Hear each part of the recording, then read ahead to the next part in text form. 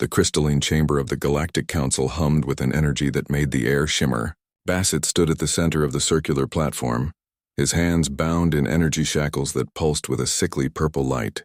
Around him, 12 alien species sat in judgment, their forms ranging from the ethereal Luminari to the hulking Crothans, each representing civilizations that had spanned millennia.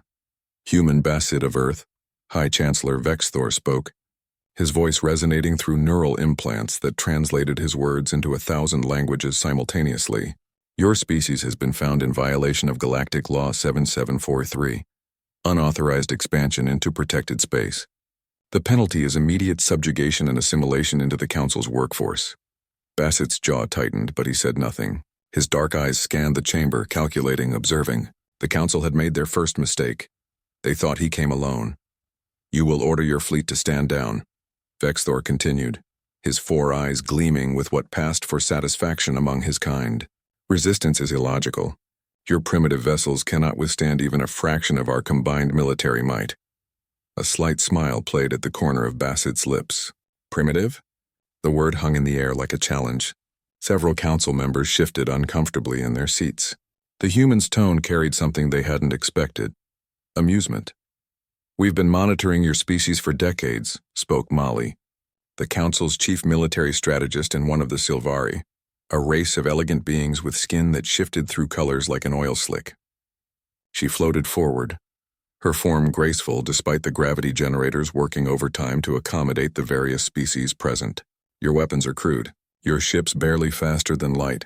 You've been in space for less than 3 centuries. We've been traveling the stars for 20,000 years. Molly had been the architect of humanity's expected defeat. She had studied Earth's military history, their conflicts, their strategies. Everything pointed to humanity being just another species that would bow before superior force. Every simulation showed the same result: total human defeat within hours. Bassett met her gaze steadily. Then you weren't monitoring closely enough, Molly. The lights in the chamber flickered. Then again, the council members looked around nervously as their holographic displays began to distort. What is this? Vexthor demanded, rising from his seat. Bassett's smile widened. You assumed we would negotiate in good faith. You assumed we would bring our military fleet to your doorstep and simply ask permission to exist. You assumed we were like the other species you've conquered, isolated, afraid, willing to bend the knee to avoid extinction. The main viewing screen activated without authorization, showing space outside the Council's fortress station. Where there had been empty void moments before, reality itself seemed to tear open. One ship emerged, then 10, then 100, then thousands. The Earth fleet had arrived. But these weren't the primitive vessels the Council had expected. Each ship bore scars of rapid evolution, humanity's greatest gift and most terrifying trait.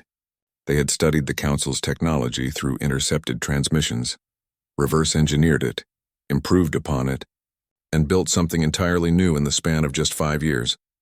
Molly's colors shifted to a pale, shocked white. Impossible. These readings can't be correct.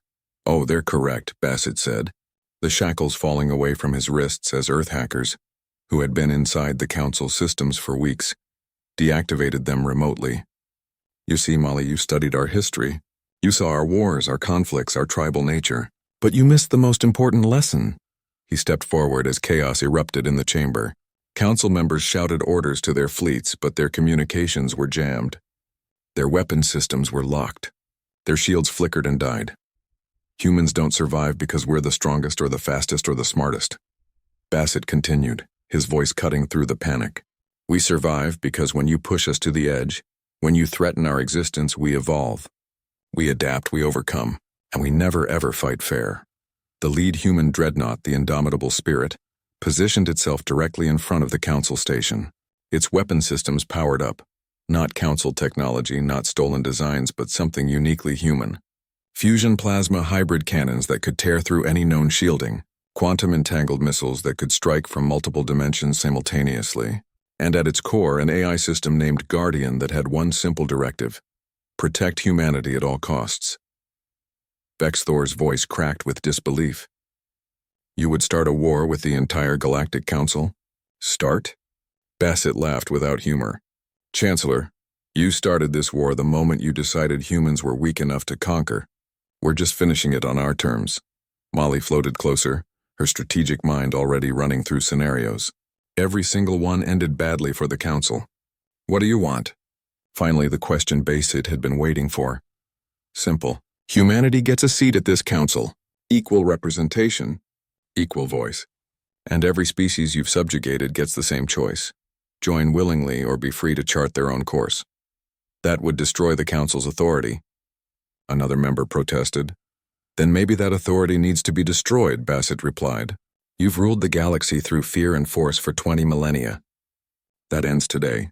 Either we build something new together, or we tear down what exists and build it from the ashes.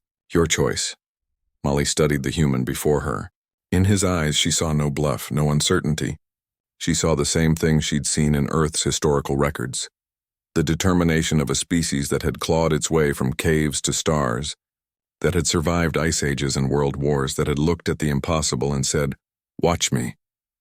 "The council accepts your terms," she said quietly, her colors shifting to something that resembled respect. Basit nodded once. Wise choice. Oh, and Molly, next time you study a species, don't just look at how they fight. Look at why they fight. We're not warriors because we love war. We're warriors because we love what we're protecting. As the Earth fleet held position around the council station, a new era began, not through subjugation but through strength respected. The humans had proven what the council should have known all along. Underestimating humanity was always a fatal mistake. And in the crystalline chamber, as negotiations began for a new galactic order, one truth became crystal clear. The council had thought humans would surrender. They thought wrong.